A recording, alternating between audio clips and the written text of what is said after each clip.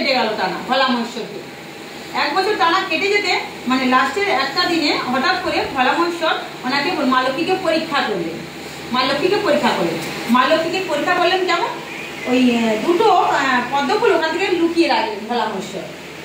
তখন মা লক্ষ্মী তো প্রত্যেকদিন পুজো দিচ্ছেন, উনি জানেন যে উনি তো গুনে গুনে আনেন কতগুলো পদ্মফুল। এবার ওনার ডাউট হচ্ছে বলছে এখানে দুটো পদ্মফুল কমে গেছে। তাও উনি বলছেন যে আসলে তো উনি বসে পড়েছেন পুজো করতে, এবার আসন থেকে তো উঠা যাবে না। এবার উনি বলছেন যে দুটো পদ্মফুল কমে গেল আমার বাবাকে, আমার ভোলা মহেশ্বরকে আমি যে প্রতিদিন এই গুনে গুনে আমি এরকম দিই পদ্মফুল, কিন্তু আমার তো কমে গেল, কি করবো? হঠাৎ করে ওনার মনে পড়লো ওনার প্রতিদেবতার কথা, নারায়ণের কথা। নারায়ণ বলেছিলেন বক্ষ থেকে কেটে এ করে দেওয়া যায়।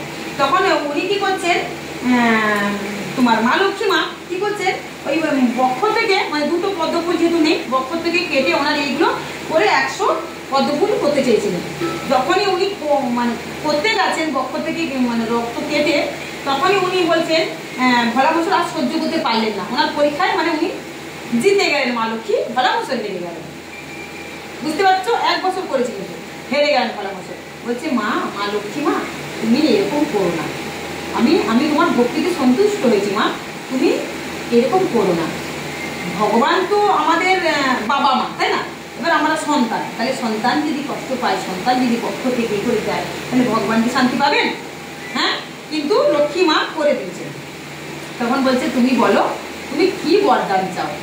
ভোলা মহেশ্বর লক্ষ্মী মাকে বলছে তুমি কি বরদান চাও? তখন লক্ষ্মী মা বলছে যে আমার স্বামী মানে নারায়ণের যেন আমি আরো ভালোবাসা পাই। ঠিক আছে, আমার স্বামী নারায়ণের যেন আমি আরো ভালোবাসা পাই। তখন ভোলা মহেশ্বর হেসে মিটে হেসে বলছেন তোতা আসতে। বুঝতে পেরেছো?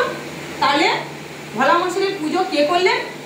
প্রথমে লক্ষ্মী ঠাকুর শুরু করছে। ঠিক আছে, আজকের আমি আসবো 64 লক্ষ মানুষ মরে যাওয়ার পর, 64 লক্ষ জন্ম পাওয়ার পর, 64 লক্ষ জন্ম পাওয়ার পর আবার মানুষ জন্ম পায় কেন, এটা নিয়েও লাইভে থাকবো। আপনাদের লাইভে কথা বলবো, তোমরাও শুনবে। ঠিক আছে, কোনো অসুবিধা নেই। আচ্ছা, আমি এখন এখানে প্রথমে ভোলা মহেশ্বরের পুজো করতে গেলে আগে গণেশের পুজো করবো, নাহলে ভোলা মহেশ্বর শান্তি হয় না। এটারও একটা ব্যাখ্যা আছে নিশ্চয়ই।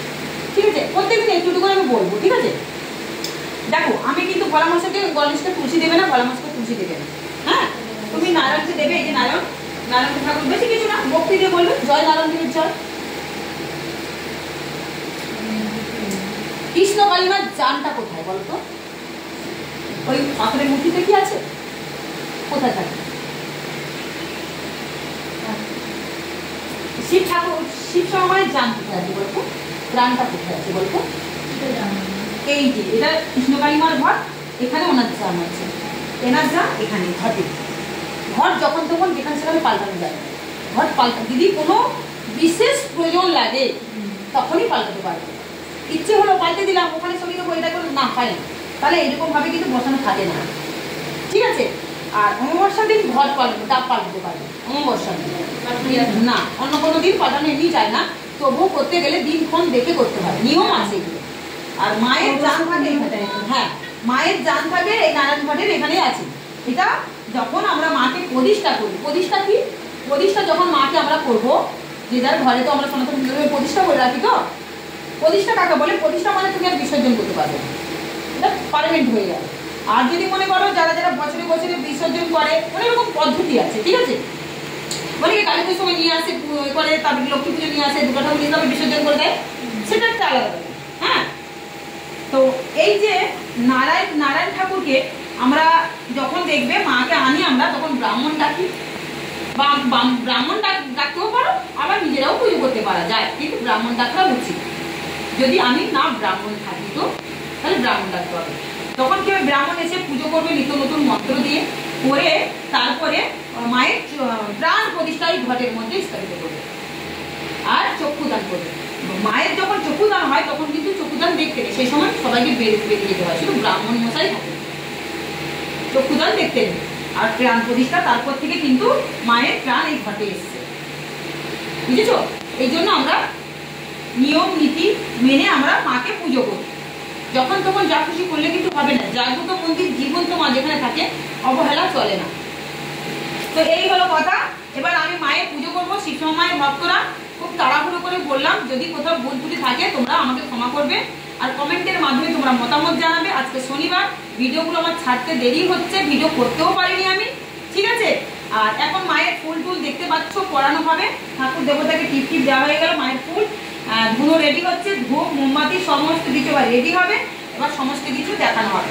সবাই ভালো থাকো, সুস্থ থাকো, একবার বলো ধরে জয় শিবশ্যামা মায়ের জয়, জয় কৃষ্ণকালী মায়ের জয়, জয় শিবশ্যামা মায়ের জয়, জয় কৃষ্ণকালী মায়ের জয়। এখানে কজন এসছেন উপোস, পেট থেকে মনে হচ্ছে আওয়াজ আসছে না, এই বাবা মাকে মনে আওয়াজ আসছে না, বুঝতে পারছি, ঠিক আছে। তো সকালবেলা আমি একদম ছেড়ে দিচ্ছি, ভিডিওটা দেখো, কখন ভিডিওটা যায় আমি জানি না।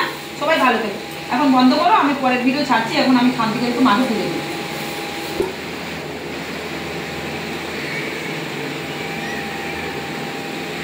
আসলে ছোটো ছোটো সব মালা নিয়ে আসলাম, এবার মাকে একটু, মা তো ছোটো না, মা তো বড়ো, এই দিনের দুটো দিকে করে মালা জড়িয়ে করতে হচ্ছে আমার, কি করতে। আর এখানে কি বলতো, মালার দোকানগুলোতে এই যে ছোটো ছোটো মালা দেখো, এটা আমি কীরকম দোকান, এবার তিনজনের মালা মিশিয়ে একটা বড় মালা করতে হয় আমাকে। এই যে মালাটা, এই যে মালাগুলো তো এইটুকুনি হবে, এবার এই মায়ের গলায় এখানে আটকে থাকবে। হ্যাঁ, এবার এটা কী করবো বলতো, দুটো মালাকে আমাকে ছিঁড়ে করতে হয়, তাই না, একটা করতে হয়, কিছু করার নেই, নাহলে তো মালাগুলো ছোটো ছোটো হয়ে যাচ্ছে। তো আর এমনি গরমের সময় না বেশি মালা ধোয়া যাবে। মালাগুলো সব ধোয়া হয়েছে, মালাগুলোতে শান্তি জল দেওয়া হয়ে গেছে, তোমরা দেখেছো, আবার পারলে আমি দিচ্ছি।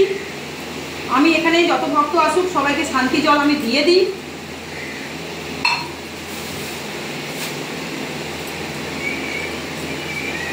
এটা করে দাও, এই দুটো মায়ের দুটো মালা।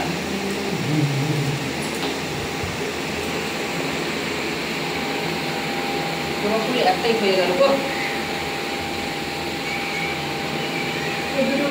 ছোট হয়ে যাবে, একটা মালা হয়ে গেল, দুটো আছে, চারটাই আছে মালাটা, মাঝখান থেকে দুটো করতে হবে, কত বলবো।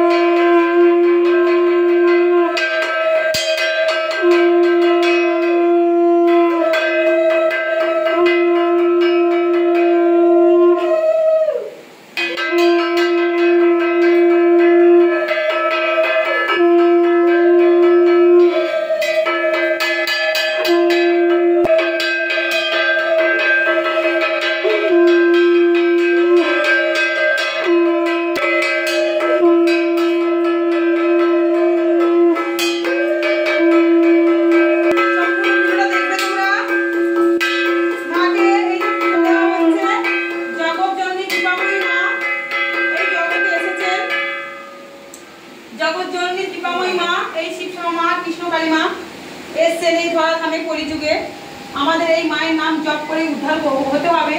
আর মা আমার হাতে জাগ্রত প্রদীপ দিয়ে গেছেন, জাগ্রত প্রদীপের তেল যদি কারো কোনো সমস্যা থাকে, বুকে শ্বাসকষ্ট, হাঁপানি, তোমাদের যদি মনে হয় টনসিল হচ্ছে, প্রত্যেক সময় টনসিল হয় না, ডাক্তার দেখিয়েও ভালো না, দেখবে জায়গা ফুলে থাকে সারা ঘন্টা, আপ ফিরতে পারে না, জল খেতে পারে না, ঠান্ডা জল খেতে পারে না, দাঁতে যন্ত্রণা করে, ঠান্ডা জল খেলে টন টন টন টন করে ওঠে, এই সমস্ত কিছু এই জাগ্রত প্রদীপের তেলেই কাজ হবে।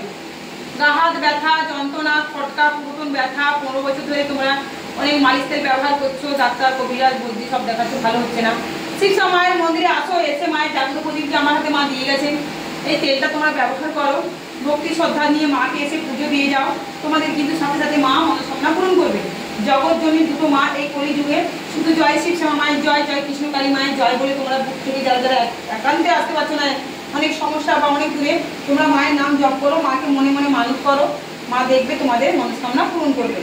আর যারা মায়ের মন্দিরে আসছো সবাই আসো, ভক্তি ভরে এখানে পুজো দিয়ে দেওয়া হয় সবার জন্য।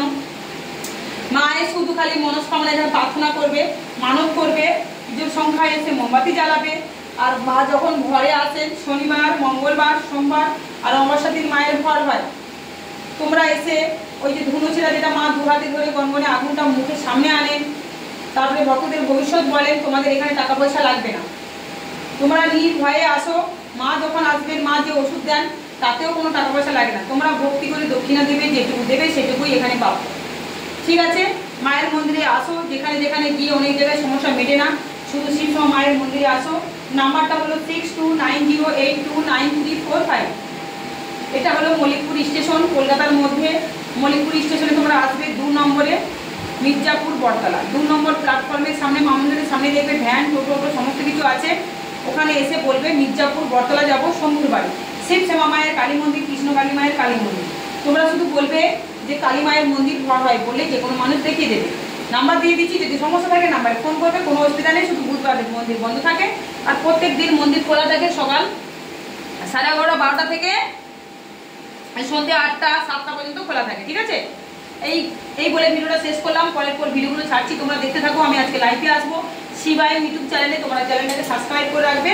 সবাই ভালো থাকো, সুস্থ থাকো, মা সবাইকে ভালো রাখো।